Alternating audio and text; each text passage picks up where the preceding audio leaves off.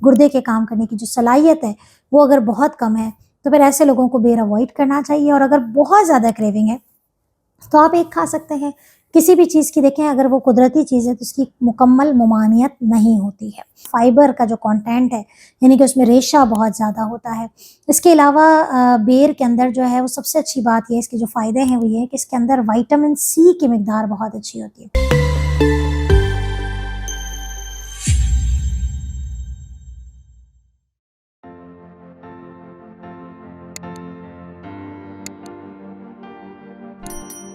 रब इश्रह ली सदरी वयस्सिर ली अमरी वहलुल उक़दतम मिन लिसानी यफ़क़हू क़ौली। अस्सलाम वालेकुम, doctor Sania Bashir here, consultant diabetologist and C of diabetes telecare. उम्मीद करती हूँ कि आप खैर खैरियत से होंगे और जो विंटर के हवाले से डायबिटीज़ टेलीकेयर आप लोगों के लिए मुफीद मशवरे, मुफीद मालूमात लेकर आ रहा है।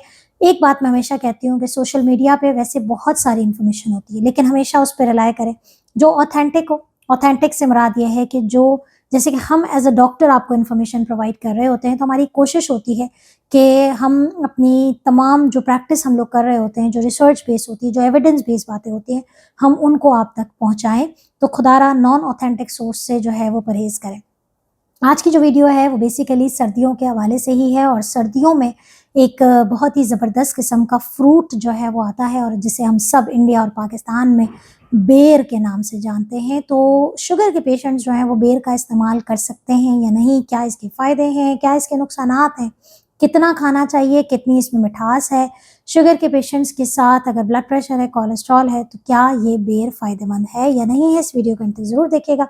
और अगर आपका भी बेर फेवरेट फ्रूट है तो प्लीज़ मुझे कमेंट में ज़रूर बताइएगा। बेर बेसिकली जैसे कि आप जानते हैं कि मुख्तलिफ साइज़ेज़ में अवेलेबल होता है। एक बहुत ही छोटे साइज़ेज़ में भी होता है और एक दरमियाने साइज़ में भी होता है। जो बेर है बेसिकली उसमें सबसे अच्छी बात यह है कि उसका फाइबर का जो कंटेंट है यानी कि उसमें रेशा बहुत ज़्यादा होता है। इसके अलावा बेर के अंदर जो है वो सबसे अच्छी बात ये है, इसके जो फ़ायदे हैं वो ये है कि इसके अंदर विटामिन सी की मिकदार बहुत अच्छी होती है। और विटामिन सी जो है वो आपके इम्यून सिस्टम को बहुत अच्छा करता है, क़ुव्वत मुदाफ़ियत में बहुत इजाफ़ा करता है।